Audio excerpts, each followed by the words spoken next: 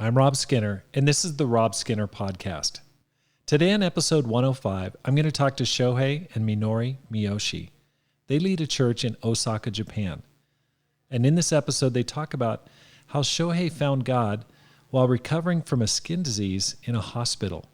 A disciple reached out to him, and he became a Christian. How he became a Christian and then grew up in a church that didn't see a baptism for over 10 years.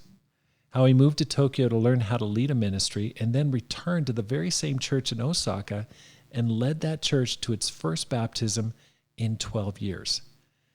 Since that time, they've helped the church grow by 50%, and the church is flourishing. All this and more on the Rob Skinner Podcast.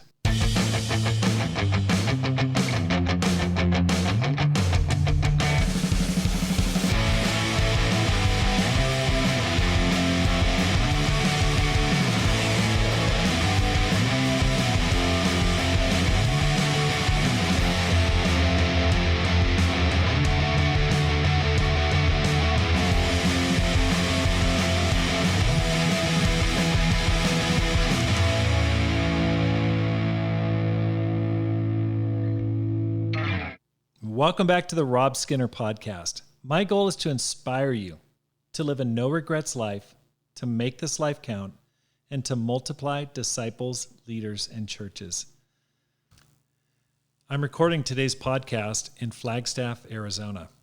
Pam and I are here to help Brian and Abby Mackey get this church planting off the ground in the summer of 2021. It's been going great so far, and God has been opening doors and creating a spiritual family in this beautiful part of the world.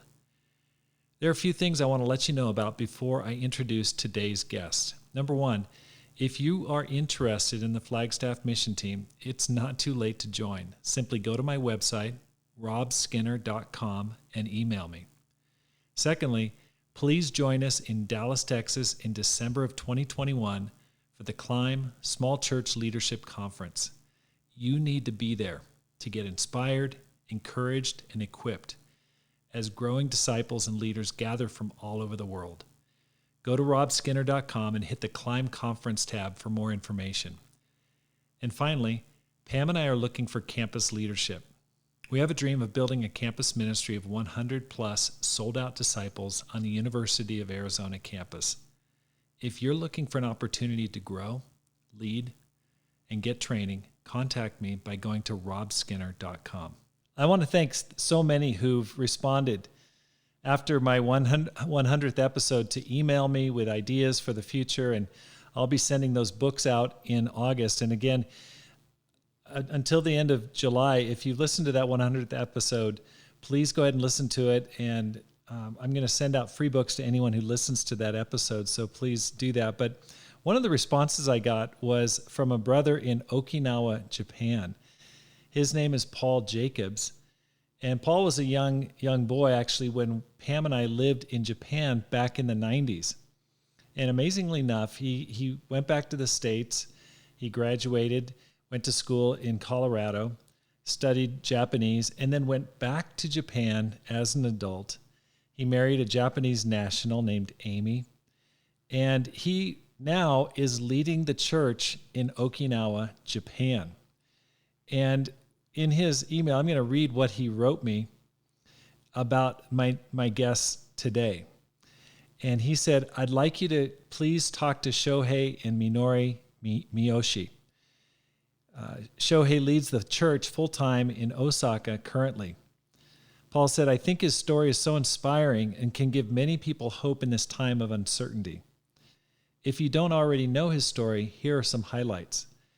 While he was being treated for a skin disease, he was reached out to by a sister who was in the same hospital.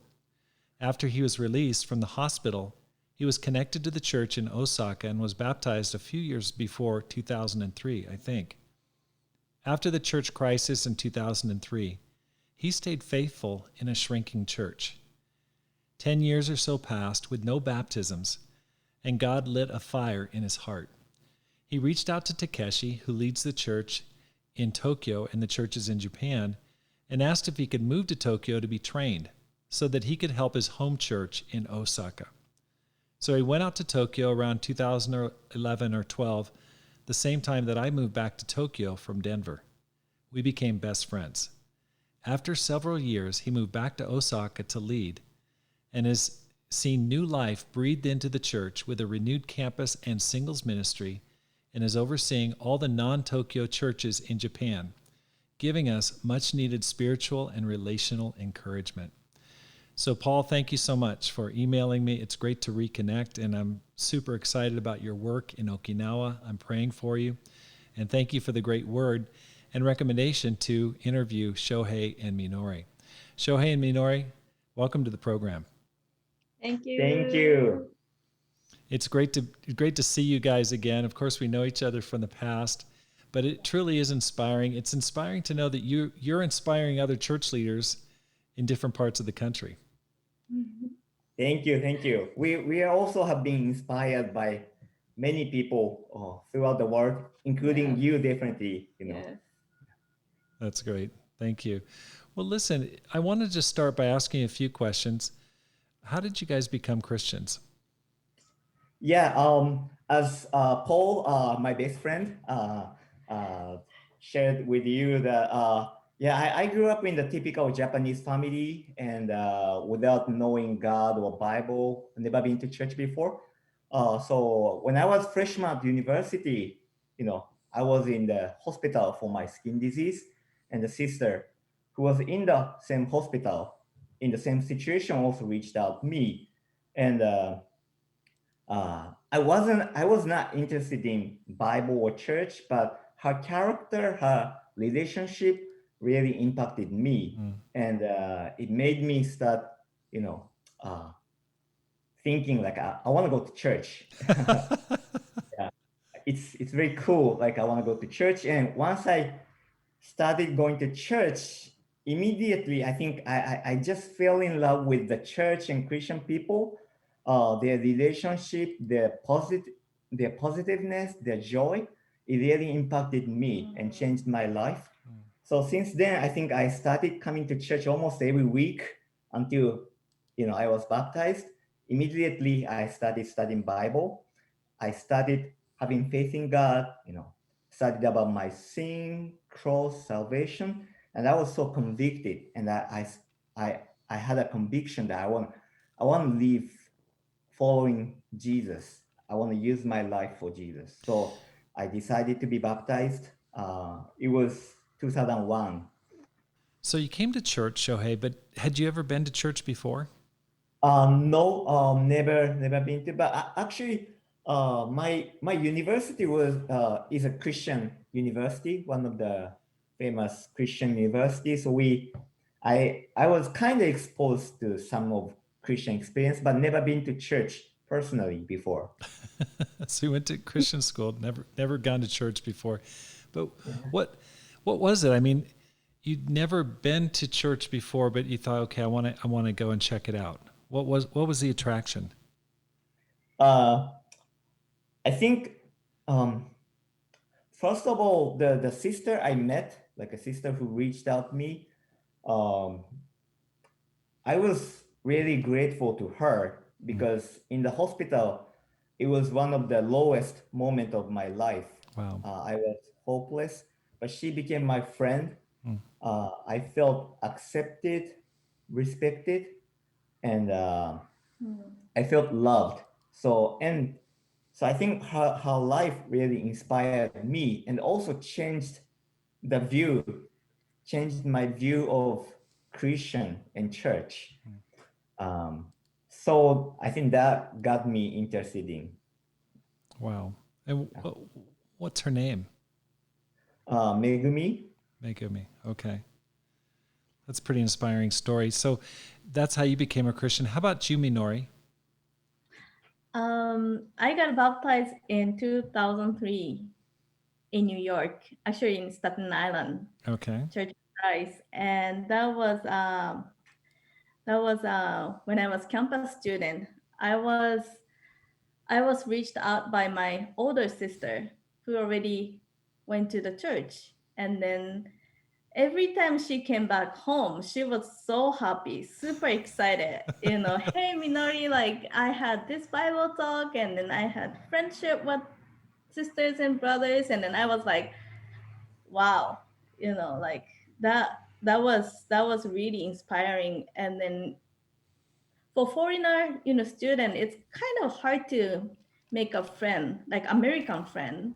But she was like so excited to have fun with them. So I started interested in to go to the church, because that time I was really struggling and then thinking about, is there any real love, in this, like, because I always insecure about the friendship with someone or having a deeper friendship with somebody. So I started interested in a friendship what my sister has, and then I went to the church, and then one of the sister came up to me, and then she was like, with a huge smile, she was like, "Hey, you must be Minori, so good to see you." And I was like, wow, like I think, we met first time, but she's so open up her life, and then she was so welcoming me, and then like I was like, wow, I want to be like her. I really want to be like her. Just having an interest in someone, to know about somebody like this, open up myself like this, like, and then that really impacted me, and then want to know about Jesus, and then God's love, and then church culture, and then yeah, that was my start.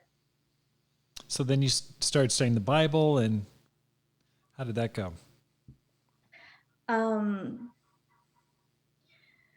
The sisters encouraged me to know about more Bible, but at that time, like, I couldn't speak English at all. My English was like really bad. So thanks to God, there were few Japanese sisters, so they were help me out to study the Bible. Yeah. Okay. And then you got baptized after that? It took you a while, or? I took 1 year. Okay. Yeah. Now, had you ever gone to church before? What was your background? Yes, my mom took my sister and myself to the church. Very like small little church in um, Saitama Prefecture, which is close to Tokyo. So I believed in Jesus and God since when I was a little, but I never chance to get know about Bible or real love, God's love. So you actually did have faith at that time. Yeah. That's great. Well, that's pretty rare in Yes, Japan. it is. Now, you both have really good English, and that's impressive. So what were you doing in New York City, Staten Island?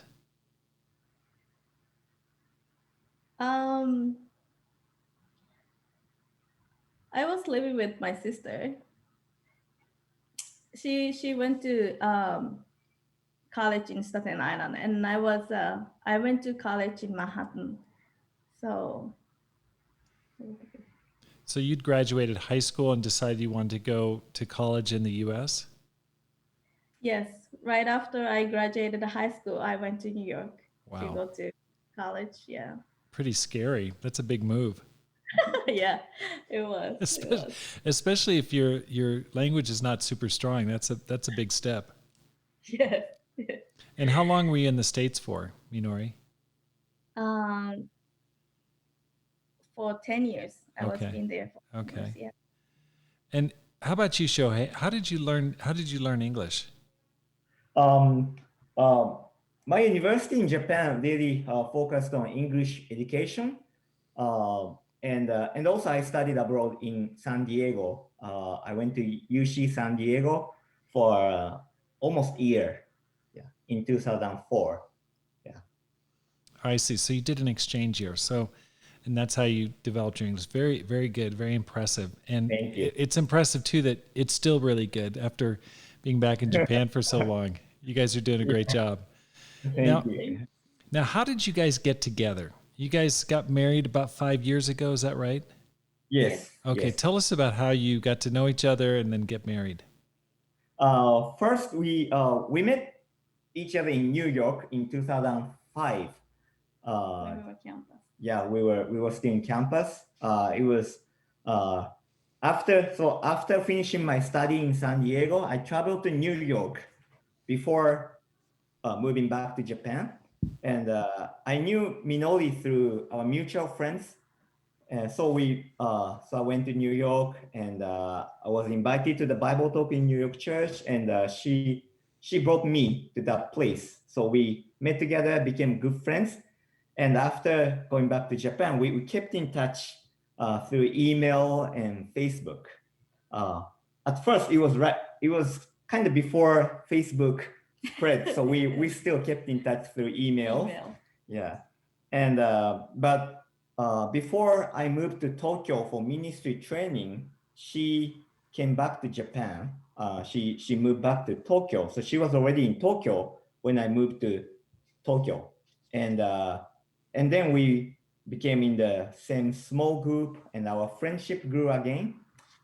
And I think at that time, as our relationship grew closer and deeper, we started having interest in each other. Yeah, we became best friends, and we led small group together. And but I had to go back to Osaka, and but she was willing to quit her job to join the full-time ministry. I was already on the full-time ministry, but she was working at the company. But she was willing to quit, join the full-time ministry, and even willing to move to Osaka for future. Wow. So she already counted costs. So I'm super grateful to God and for her. So then we started dating, and 2 years later we got married. Wow. And right after our honeymoon, so we had our wedding in Tokyo, and then right after our wedding, and right after our honeymoon, she moved to Osaka, never going back to Tokyo. Okay, so what did you like about Shohei, Minori?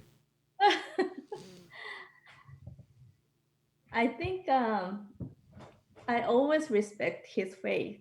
That's for sure. And then when I met him again in Tokyo, I was like, he decided to join the full-time ministry, but I was like, what made him decide to join the full-time ministry? That was my huge question, because we were just campus, student, and then like just friend, and then but what really made him step up for God? You know what I mean? Like, so I was like, wow, he's really, really want to serve to God through his life. That really impacted me. And then I'm so grateful to be his friend, the first place. But that his praise to God never changed. Wow.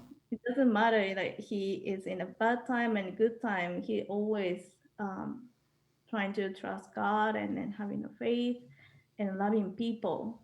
Right. And then at the same time, he always loved sisters and then brothers like equally. You know what I mean? Like, even though we became steady, he never changed the attitude. He always care about the sisters and then brothers, and then treat me same. So that attitude towards the God, and then disciples, and then friends, that I really respect the most. Wow. Yeah. Thank you. Now, Shohei, you had such a serious skin illness that you spent time in the hospital. Can you talk about it? What was it? What did you have, or what do you have? And can you tell me how it's impacted your life? It's called atopic eczema, and it's a huge thing in Japan, and I think Korea too. So I had this disease since I was little, like since I was almost born, but it wasn't so serious before. but when I got to the high school, it's getting more like a severe. So yeah. So long story short, so we try many like my parents try many like a medicine or many like a method, but it got worse. So at first time I was hospitalized was actually in my high school when I was 15 years old, and that was the hardest time. Like almost for 1 month, I couldn't get out. I couldn't even see my face at mirror because it's so different. So I was depressed, and it became all over my from my head to my toes. It's all over my body. So, but after getting hospitalized, it got better, but it's still going up and down.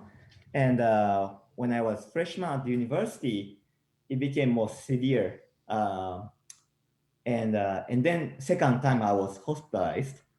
But it's very interesting. After getting out of hospital second time, I immediately started going to church. And in church, I had such a great relationship. I felt secure, and I started caring people more instead of always thinking about myself, always worried about myself, always worried about how people look at me, physically. Then I think my condition got better and stable. That's amazing. Yeah. So your spiritual life actually helped your physical life in a way. Yeah. Okay. And how are you doing now? Do you still have symptoms, or is it gotten a lot better? Yeah, I still have. So I have to take care of myself always. Put the medicine on and keep moisture, and try to try not to have so much junky food. And, I need to work on that myself. That's a good point. Okay, well, thank you for sharing that. That was one thing that I noticed when I lived in Japan. It seemed like a much larger issue there than it was in the States. Eczema, and that particular type of eczema was very common. It surprised me. But let's continue to go on here. The church you were a part of in Osaka and that you were baptized into had not had a baptism in 10 years. So tell me, what was that like? What was the atmosphere like? You're baptized into that. You must have been one of the last baptisms for a long time.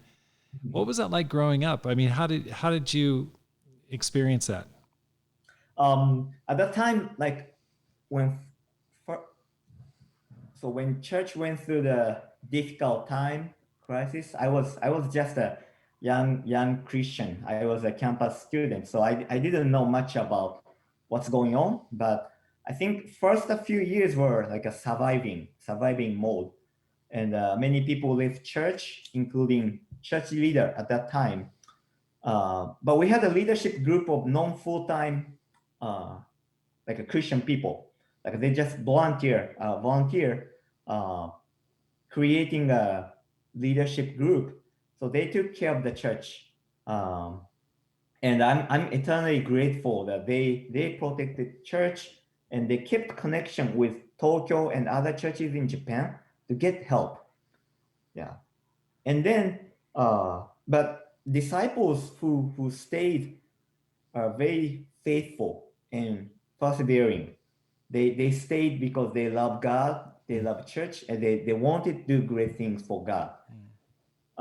But after many years of not growing and slowly declining, I think there was a sense of hurt, discouragement, right, and lack of confidence and lack of expectations. Yeah.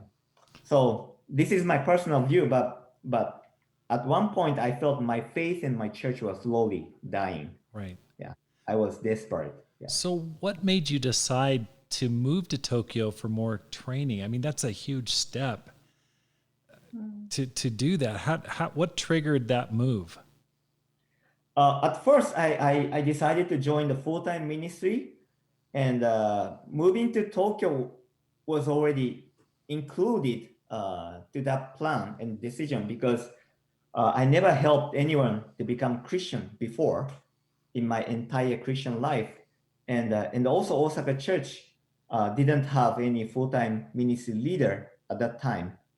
So I knew that if I want to, help church to grow again, first I needed change. I needed training and transformation.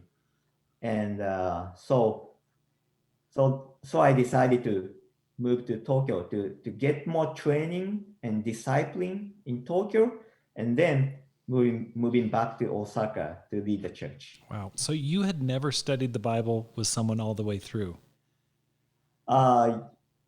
No, yeah. I had experience sitting in the Bible study, but I never led. Wow. Now that takes so much faith to recognize, okay, if I just need to get some help and some training. That's amazing, that decision alone just to go and get help. Now, at the same time, Minori, you moved back to Japan after being in the States for quite a long time. You were there for, what, 10 years? Yeah. Okay, so how did that feel? Like, what was that like coming back after being overseas, in America for 10 years of your life? Definitely, that wasn't easy. And especially, it was so hard to say goodbye to all my friends. But through many prayers, I know God has some plans, perfect plans for me in Japan. And one of that is trying to help my sister bring back to the church, because she wasn't in the church at the time. She was away from the church. So if God can use me to help her out, maybe that is the huge purpose to going back to Japan. That was my that was my hope, and it became the conviction. But Okay. that wasn't easy, very emotional. So she had returned to Japan, but had drifted away from the church. And so you felt like, I want to try to get her reconnected with God. Yes. Okay. What a noble decision to do that. Now, one of the things that I find interesting is I've heard that for people living overseas, Japanese people living overseas, it's difficult to come back because all of a sudden you have to go back to living in the social pressure of being in Japanese culture. Did you experience that at all? Was that something that you faced? Yes, very much. Especially I start working, I couldn't understand what my boss said in a meeting, in the Japanese meeting. So I wrote the memo, and then I went back to my desk and then Google the meaning of Japanese, So, and also culture has been changed. So it was hard. So people told me that, oh, you look like exactly like people who came back from America. You are very Americanized, looking. I didn't think so, but yeah. As a foreigner living in Japan from 93 to 2003, I mean, I remember one of the benefits of being a gaijin and a foreigner is that you don't understand all of the social norms that are going on around you, and sometimes people give you a pass, but I know I broke so many rules. And I remember my kids, my boys, we would go to the hot springs, to the onsen, and my boys would be jumping into the swimming in, diving, doing cannonballs, and the middle-aged businessmen would just stare, and oh my gosh. And I remember I was on a mission team with Yamamoto Takeshi, and he would scold me. He said, hey, you got to, you don't do that here. You got to do it this way. I must have been a challenging person to work with, but I know that there are those societal expectations. So good for you coming back. Now, going back to the church in Osaka, after 10 years of no growth or even decline, you helped the church grow by 50%. I mean, it's about 30. Now it's over 40, 44, 45 disciples or more. How did you do that? I mean, to go, we talked about this before the recording started, to go to a new church or a new church planting. I'm recording this from a church planting in Flagstaff, Arizona. That's one thing, to go to, to have a new team, a new start, new fresh faith. But to go into an existing situation where the faith is damaged, people are discouraged, people are down, they've been there for 10 years, have not seen the miracles of God at work. That's extremely difficult. How did you do it? What was your mindset? Yeah, it's a good question, and yeah, it's definitely a miracle. I think at first I wasn't confident. I couldn't really imagine like this this happening, but it's totally God's miracle over time. But I think what's my mindset was that at first I think, so I came from Osaka Church, right? I was saved and raised in Osaka Church. So I was physically and spiritually almost youngest. And so I think at first I needed, and I wanted to show people the real example of faith and inspiration. The people who stayed in church, they were persevering. They still trying their best to stay faithful and even evangelize. They didn't.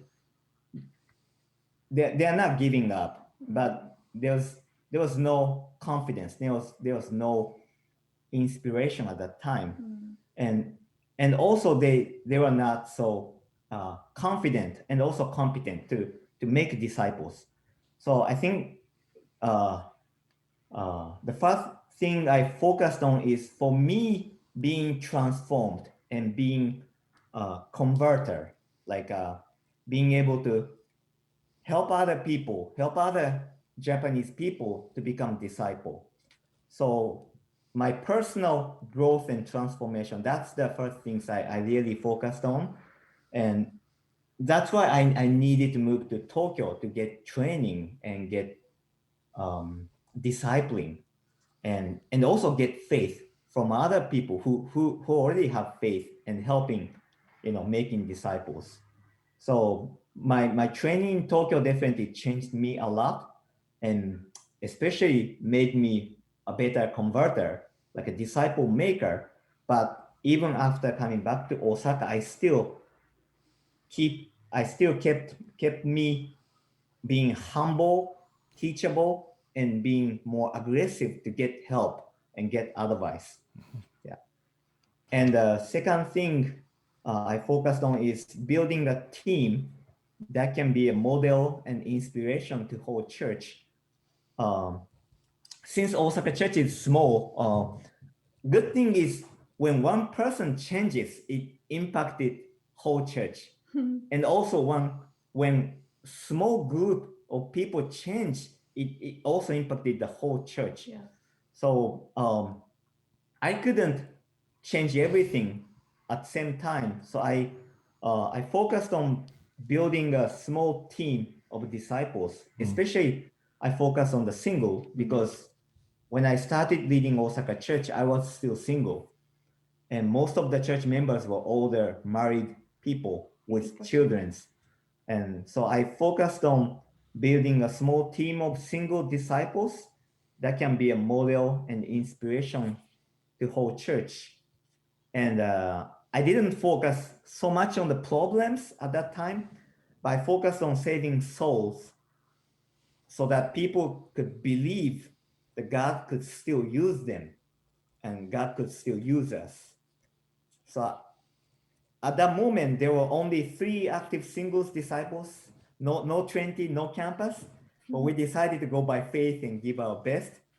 And 10 months later, one campus guy was baptized. Like it was our first baptism after 12 years. That's amazing. Yeah, Wow. but it gave us so much faith and tears. Yes. And now God has blessed us with young singles campus and even some kingdom kids getting saved.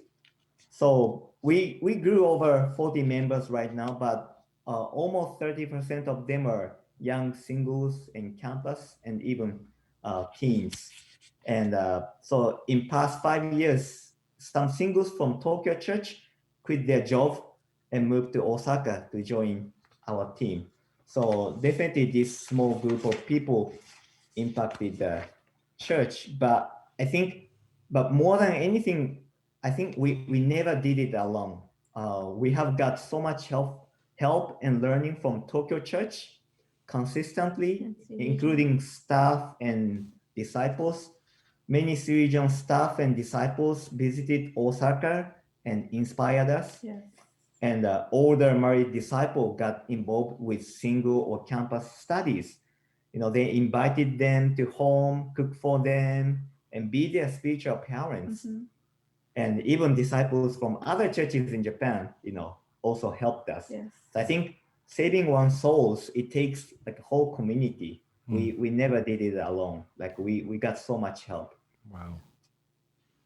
That's very inspiring, especially because Japan is one of the toughest mission fields in the world. I mean, having been there 10 years, I just go, whoa, that is a tough place. It's just, to me, it felt like a spiritual wasteland. There's no sense of spirituality around. Like in America, there's churches on the corner. You know, there are spiritual references. You see crosses, different places. And in Japan, I remember just feeling like, whoa, there's just nothing that reminds you of God in that country, and felt very empty on a spiritual level. And so how did you keep your spiritual fire burning during this time? I mean, 12 years, that's such a long time. How did you keep your faith and believing, okay, God is at work.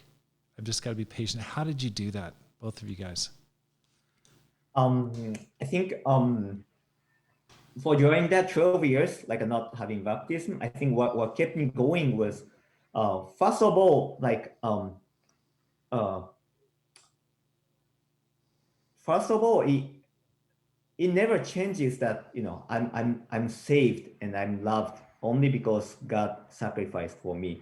So it really didn't matter like how many baptism I had, or I just stayed because I'm disciple and I love God and I love church, and I'm grateful to God and church. But at the same time, I also had a dream that when I was young disciple, the church inspired me so much and helped me to have a godly dream that we can evangelize Japan. That one day, so many Japanese disciples, you know, loving God, loving each other in other like a local area. Yeah, that dream, that hope really, you know, kept me going. But I think after getting training in Tokyo, after coming back to Osaka, um, uh, like I still struggle, like many discouragement, many failure, you know, even though like at first baptism, there's still like we are still struggling to grow, especially in past 1 year and a half during this pandemic. It's very challenging, and we are still not able to meet together as whole church since pandemic started. So it's very hard for us personally, and also hard for evangelism, having baptism. But uh, I I try to hold on to the truth and hold on to the scripture, because when things didn't go well, all the negative voices, negative mindset fills my mind and kills my joy and kills my faith. So I hold on to the truth, hold on to the scripture, fill my mind with God's voice, like who God is, who I am in God's sight, and who people are in God's sight. So hold on to the scripture, and also hold on to the friendship that I have.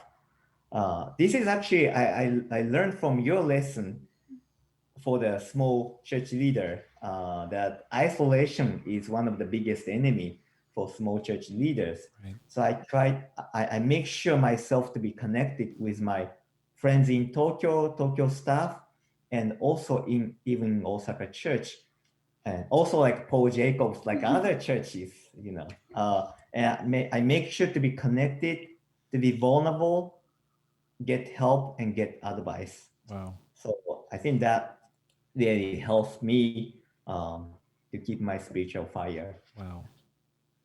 How about you, Minori?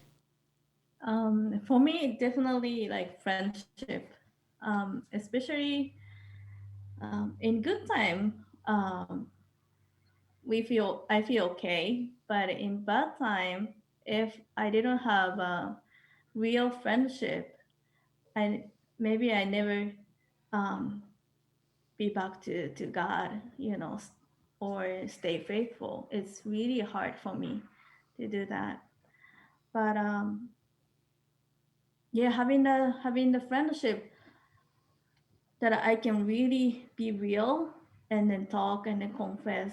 Um, if I don't have that friendship, I just cannot, stay faithful. Mm, It's not easy. right. Yeah. Wow. So definitely for me is the real friendship. Yeah.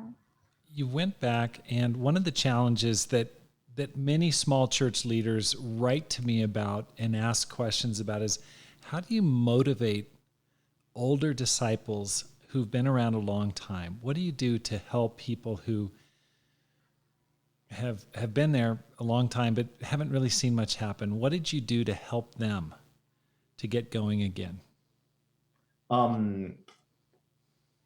Yeah, that's a good question, and I'm still learning. And 'cause I'm mainly I'm leading the more like a younger generation, but um, yeah, I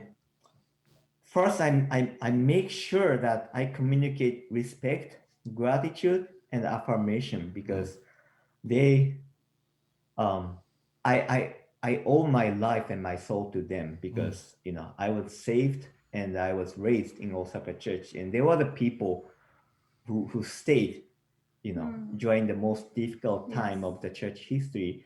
And so I I really make sure that I communicate gratitude, affirmation, and also I'm trying to give them vision and inspiration that I shared earlier, that um, I want them to feel and believe that God never changes and they can be still used by God.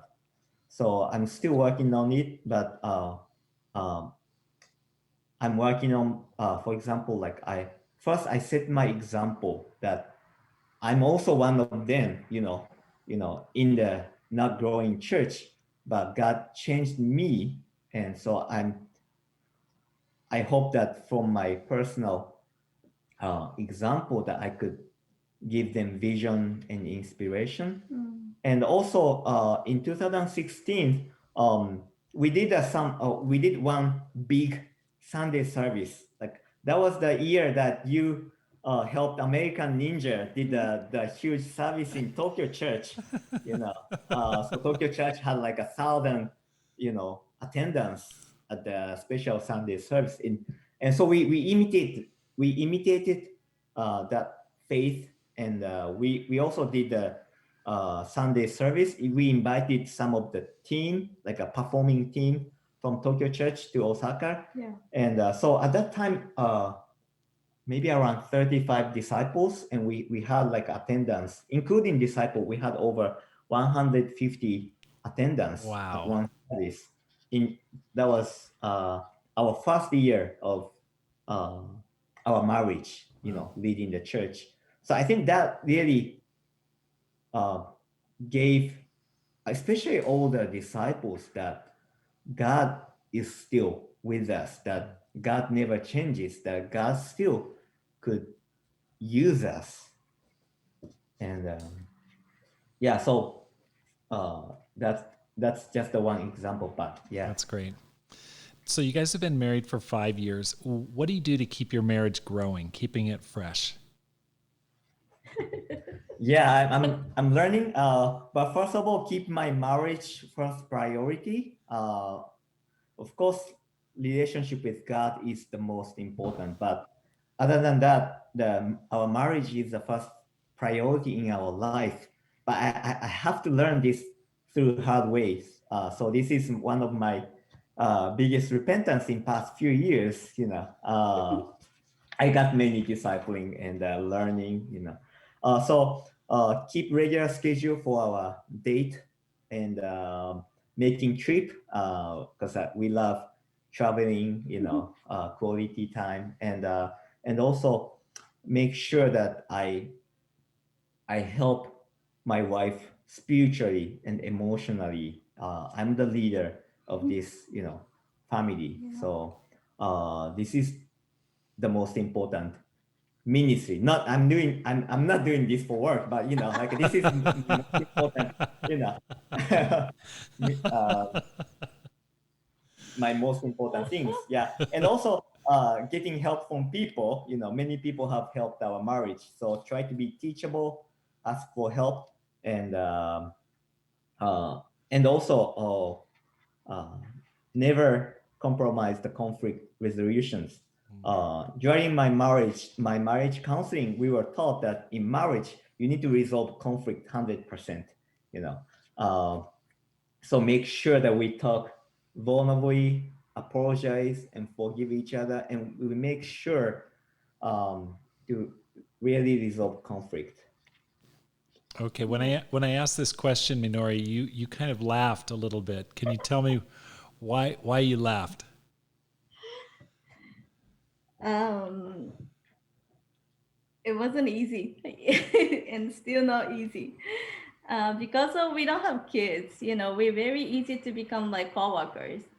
So like just put in all the appointments for the ministries with friends, which is good, but at the same time, we just didn't realize that we sacrificed our um, times or like we didn't have any quality time together, or we didn't have um, like husband and wife time, like just having a dinner or like just small chat. We didn't realize that we didn't have for a long time. And then even though we did our best for the ministry, but and somehow I felt empty, and then I didn't even realize that why is that. But as Shohei said, we learned so much from the marriage couples in Osaka. They helped me. They helped me so much, and then also discipling time, and then they just told us, like what we need, what we need to change, and then so we're still working on to have a good marriage. Um, but as Shohei said, like trying to be real and Japanese culture, women has to respect men. So I shouldn't say this, I shouldn't say that.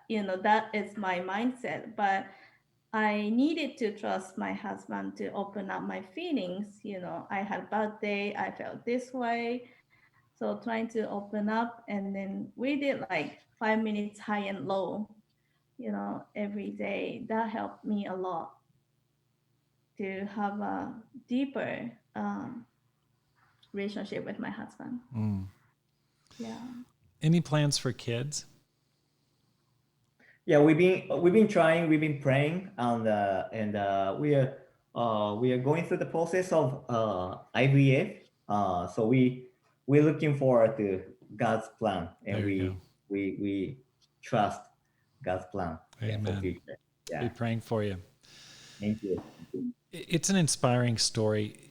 I know that there are people listening who are facing a challenging situation, maybe a situation that's not been growing in a while, whether it's a small ministry, Bible talk, in a larger church or in a church somewhere.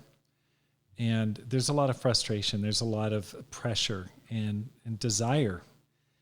What advice would you give to those people that are facing a situation that maybe has been stagnant a while? What word of encouragement could you give to them? I think first of all, relationship like that you can really be vulnerable, be honest, not isolate yourself. That really the kind of relationship, friendship that that is needed. So hold on to, even find that someone that you can really trust, be vulnerable, and get help. And and also another thing is, I love the saying that God sees us for what we can become, not just what we are now. Wow. So I always look at myself like who I am right now, like what I cannot do, what I'm not doing well, what I'm not doing well, but I try not to lose the vision that what we can become, and believe that God can change and use our life for His glory, and just keep believing and keep giving our best for God. Amen. Inori? I think accepting the stress and frustration is very important for me,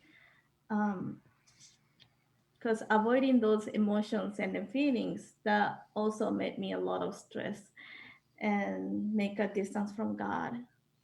But we try to respect the process, not only the result, so that we can celebrate the process and the progress and then hard work with the disciples.